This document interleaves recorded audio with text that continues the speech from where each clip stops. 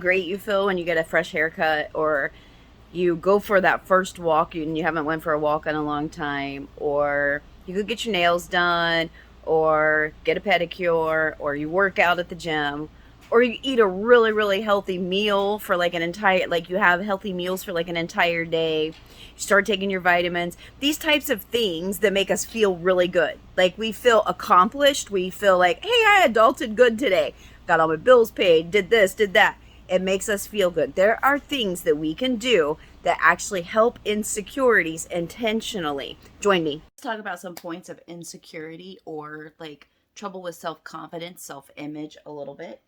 There's some things that I want to share with you guys a little bit in these areas that it's going to be a little different than what you probably expect from me.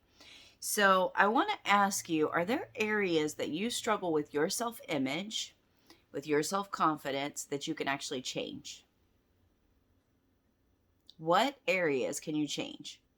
Whether it's your physical appearance, whether it's the way you speak, whether it's the way you carry yourself, whether it's a knowledge-based thing, something you don't know, something you feel like you lack skill, you lack just a knowledge and know-how, you're not good at something. What areas?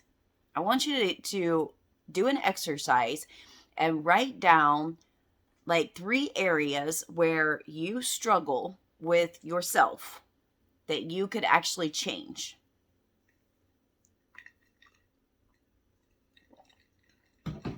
These aren't things that I want you to just be like, just get over it and learn to like it.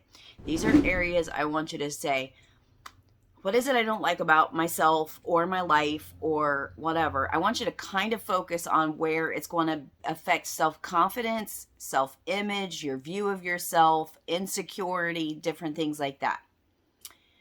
What are 3 areas? Maybe you don't have 3. Praise God if you don't have 3. Maybe it's just 1. But what are up to 3 areas where you struggle with yourself that you could actually do something to change? Let's say, for example, I don't like my hair. I don't like my hair color. Well, that one's pretty easy to change. Let's say I have a weight problem. Okay, well, are you doing whatever you can to change that? Are you working on that as a goal? Now, the reason I wanted to kind of come from this perspective is because I want us to understand that sometimes there are things that we struggle with in our confidence or our self-image that can be changed. And sometimes that struggle or that awareness of that insecurity is partly our conscience. Sometimes our conscience is like letting us know that, hey, you know, you really need to educate yourself in that area. You need to get some knowledge, or you need to get better at that skill, or hey, you know that you need to get a little more physical, healthy. Like you would feel a lot better if you would lose 30 pounds, or you'd have more energy. You wouldn't lose your breath every time you go upstairs, or, you know, things like that. So sometimes the things that we struggle with are things that we could actually change about ourselves. And then we're able to like ourselves a little better.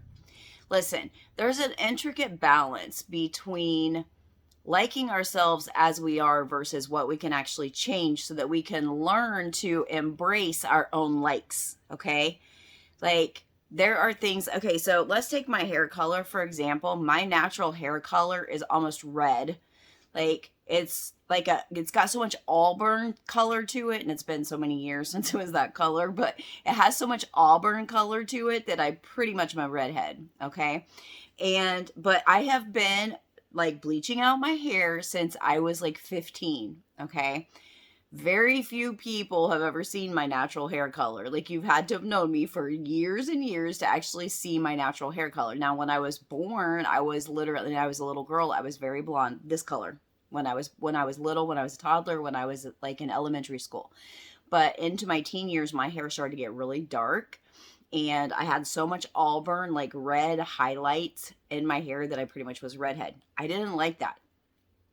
I don't know why. I really got no reason why whatsoever. I just up in at like 14, 15, just wanted my hair to go back to blonde the way that it was when I was little. And so that's where I put it. And now like that's where I keep it unless I do something crazy. I want it to be pink, or I want to wear my dreadlocks or whatever. Like hair is just hair, okay? It is not a big deal. And if you want to change your hair, change your hair, okay? There are things that God doesn't really care, in my opinion, if we change. Now, I know there are those out there that would disagree with my opinion, but I believe that God looks on the heart. Man looks on the outward appearance. God looks on the heart. But especially for us girls, but guys too, there are things that we can do that will literally bring our self-confidence up, insecurities down, and help us to feel more like ourselves once we do them, okay? I lost about 50 pounds total, like last year. Like it was in 2022, I think. I lost about 50 pounds total, and it was gradual weight loss, and it was more, I guess, just from working a lot, and my metabolism just flipped, and it just kind of happened. I didn't even realize that I was losing weight at first because I was so busy working, I wasn't even paying attention. But I began to notice how much better I felt.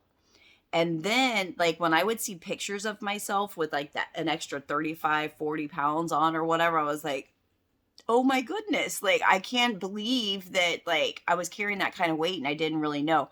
I felt like really down on myself. I felt heavy. I felt heaviness. I felt some things, but I didn't realize how much the weight loss would boost my confidence and also boost my physical energy and just make me altogether feel better. And so what I'm using these as examples because I want us to understand that, you know, God looks at our heart, and there are things that we struggle with sometimes that we could actually do something to change that and just remove that from the list to where it's not a struggle. It's not a point of insecurity, but it will also boost our confidence. Okay. And so I just want you to just kind of take a thought and pay attention. Are there things about you that are draining your confidence that you could actually change? What about stuff like join in, you know, some type of community or something where you start putting yourself out there around people because, you know, to like, just so that you have friendship, you have community and stuff around you.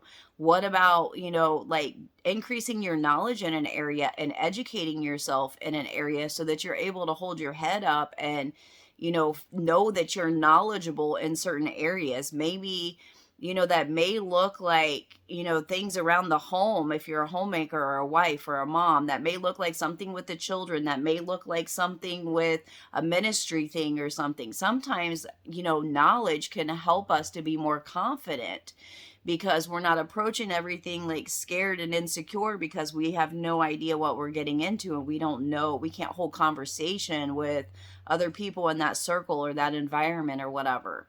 So there are some areas where our image of ourselves is affected in ways that we can actually do something to change it. Okay, so I just kind of want to just highlight that. And if you want to share anything that you're doing, any goals that you're working on, anything that you pinpoint in this area, please feel free to do so in the comments, or you can always email, message me, however. But yeah, I want you to just kind of take a little bit and kind of look at that. Sometimes we hit a point where we just need to just do something, even if it's external, you know, our appearance, just to kind of give ourselves that oomph, that boost. It's almost like self-care in a way. It just makes you feel better and you're able to, you know, push through a couple more seasons and stuff. We shouldn't need that all the time. If we find ourselves needing that all the time, then there's a deeper problem going on. But it's okay as long as that's balanced and it's just once in a while, okay?